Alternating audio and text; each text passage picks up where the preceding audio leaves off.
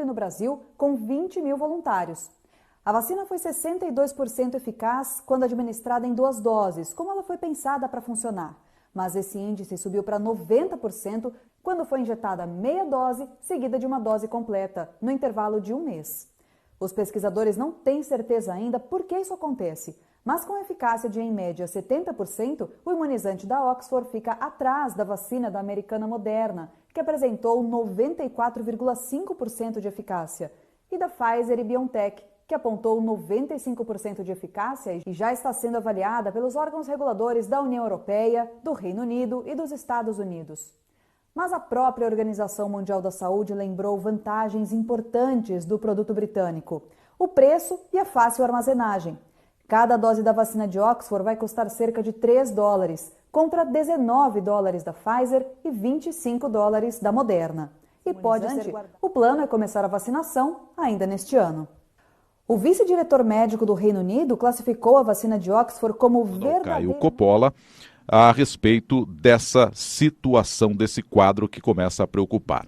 Caio, este aumento de casos de Covid-19 em alguns estados indica que o governo deva tomar medidas emergenciais e retomar um isolamento social mais rígido, com o recuo das medidas de flexibilização? Não, claro que não. E eu vou argumentar dessa vez só com base nas fontes endossadas pela turma do Fique em Casa, né, Nonato? Aqueles quarentenistas de geladeira cheia. Afinal de contas, né, se trancafiar em casa sem trabalhar é um privilégio dos ricos, né? Vamos ver o que as autoridades mundiais estão falando sobre lockdown, né, esse isolamento social horizontal sem critério, conforme ele se prova um fracasso. E aqui é importante perceber a diferença no tom do discurso, né? Vamos começar com o Sr. Tedros Adhanom, que é o diretor-geral da OMS. Ele diz o seguinte: as autoridades, aspas, devem considerar que em alguns países e comunidades as ordens para ficar em casa podem não ser práticas e até causar danos involuntários. Milhões de pessoas em todo o mundo precisam trabalhar todos os dias para colocar um prato na mesa e não podem ficar em casa durante muito tempo sem assistência.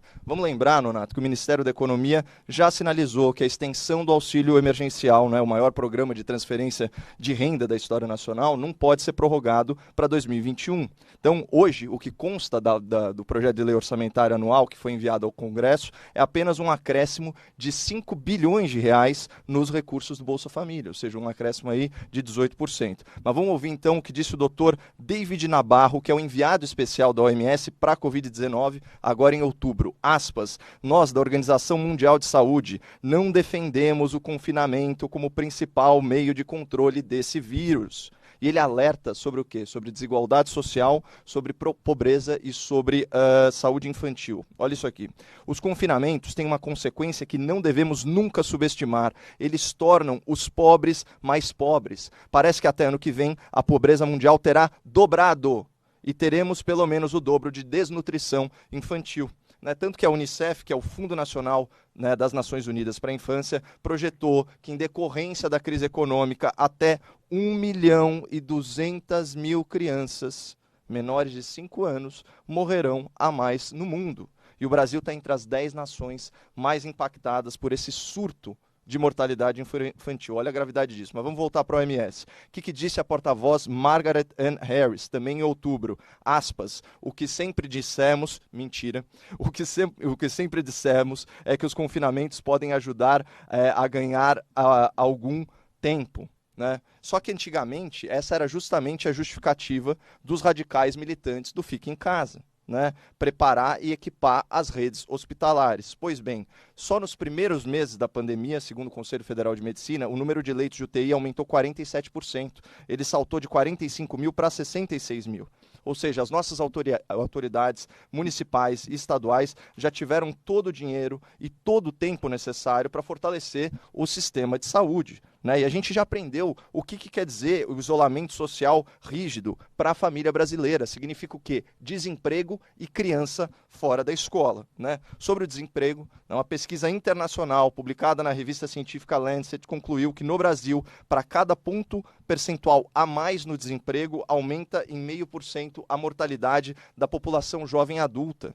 Então, na última crise econômica, aquela de 2015, 2016, gestada no governo Dilma Rousseff, o estudo estima que 31.400 vidas foram perdidas. E sobre o Fique em Casa aí para os estudantes, né, que é esse crime contra o ensino público, num artigo publicado no site oficial da ONU, assinado por diretores aí do primeiro escalão da Unicef, da Unesco e do Banco Mundial, diz o seguinte, aspas, preocupa-nos o fato de que o fechamento prolongado das escolas exacerbe as desigualdades, aprofunde a crise de aprendizagem e expõe as crianças mais vulneráveis a um maior risco de exploração. Então, só para fechar aqui nos segundos finais, eu respondo com as palavras de outro doutor, né, o Hans Kluge, que é médico cirurgião, e ele é diretor regional para a Europa na OMS. Ele diz o seguinte, confinamentos são evitáveis, são medidas de último caso, isso na Europa, onde tem reserva financeira e as pessoas não moram aglomeradas em bolsões de pobreza como aqui no Caio Brasil. Coppola, a sua vez agora, na sua opinião, a Anvisa precisa considerar uma autorização de uso emergencial de alguma vacina aqui no Brasil? E essa corrida pelo imunizante, Caio, esbarra em questões políticas?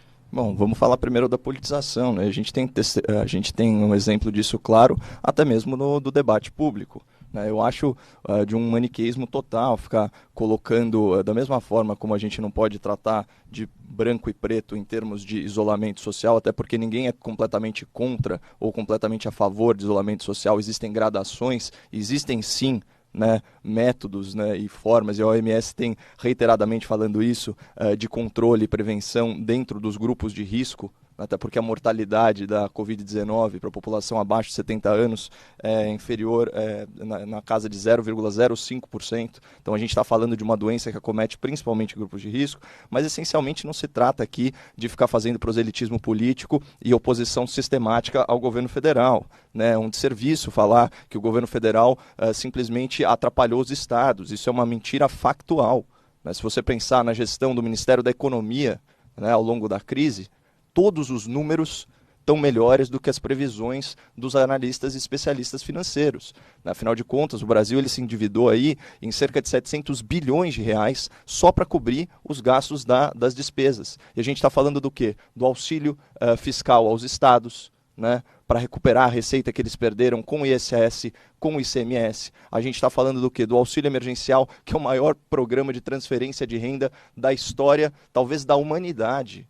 É disso que a gente está falando. Então, falar que o governo federal só atrapalhou quando você tem um resultado trimestral do PIB, né, com um crescimento de 10%, quando o desemprego, que o IBRE da FGV projetava que ia até dobrar, que a gente ia atingir aí na casa de 23,8% de desemprego, e a gente conseguiu segurar em 13%, quando você tem a publicação da MP do Bem, que foi aquela que flexibilizou a relação de trabalho para permitir a redução da jornada de horas e ainda dar uma estabilidade no emprego pro trabalhador de carteira assinada, não dá para a gente falar que o governo federal só atrapalhou. Obviamente não é perfeito e aqui cabem muitas críticas e acho justo que seja feito, mas falar um negócio desse é uma frase que fica aí solta ao léu. Mas falando sobre a politização da vacina, a gente pode ir além, a gente pode falar de politização da ciência. A gente vê isso até na Organização Mundial da Saúde, né? O senhor Tedros Adhanom é, acima de tudo, um político, ele é etíope. Quando ele foi ministro da Saúde, né, no seu país de origem, ele foi acusado de acobertar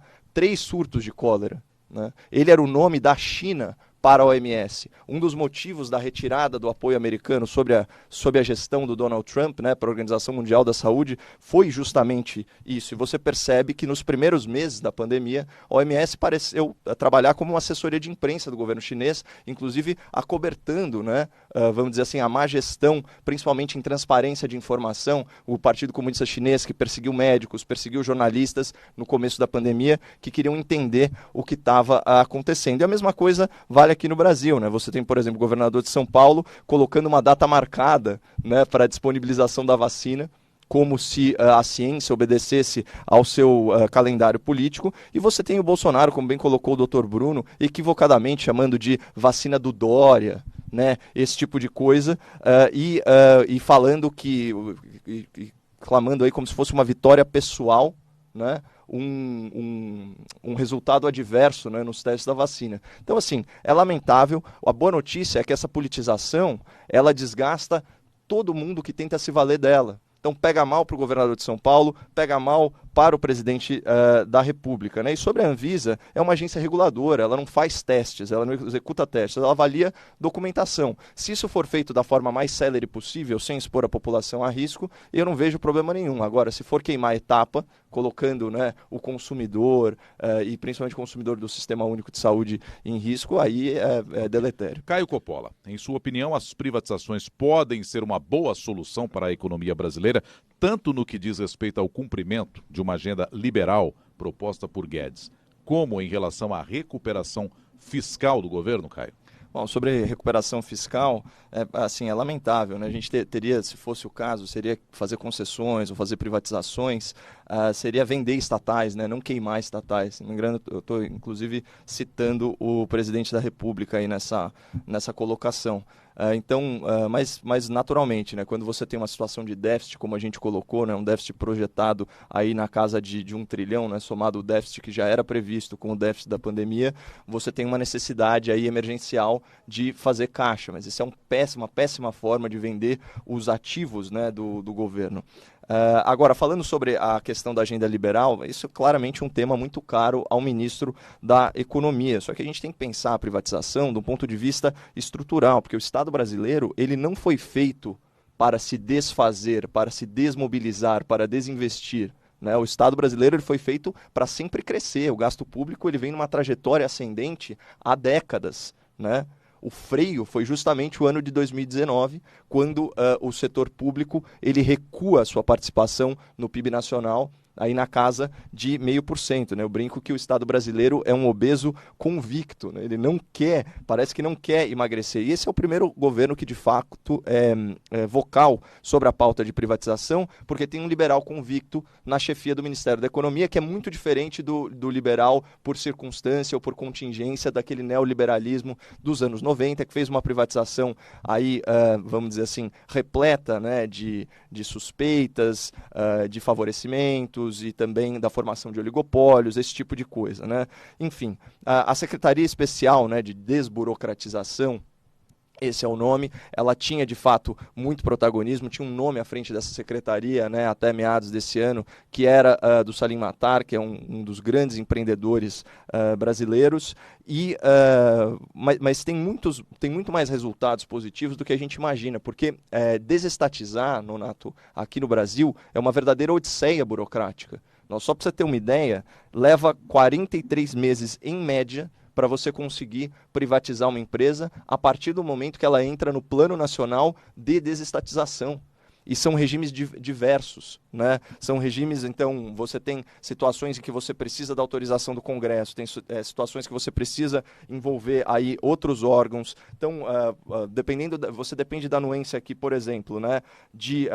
Nos casos além da PEC, né? Ou seja, que pode precisar da anuência de grande parte do Congresso, mas de secretarias especiais, do Ministério Setorial, né, além do Ministério da Economia, do Conjur, do BNDES, do TCU. Então, assim, é extremamente complexo. E aqui eu só queria ler para o ouvinte, né, da rádio, da CNN Rádio, o artigo 173 da Constituição Brasileira. Diz o seguinte, olha, ressalvados os casos previstos na Constituição, a exploração direta de atividade econômica pelo Estado só será permitida quando necessária aos imperativos da segurança nacional ou a relevante interesse coletivo conforme definido em lei. E você tinha aí, né, no começo do governo, 134 estatais. Só que, na verdade, quando foi feito o levantamento, a União tinha 698 ativos. Então, cerca de mais de 10% desses ativos, eles já foram vendidos, eles geraram aí uma receita de 134 bilhões de reais, isso é uma informação que não é tão veiculada. Agora, o mais importante é o seguinte,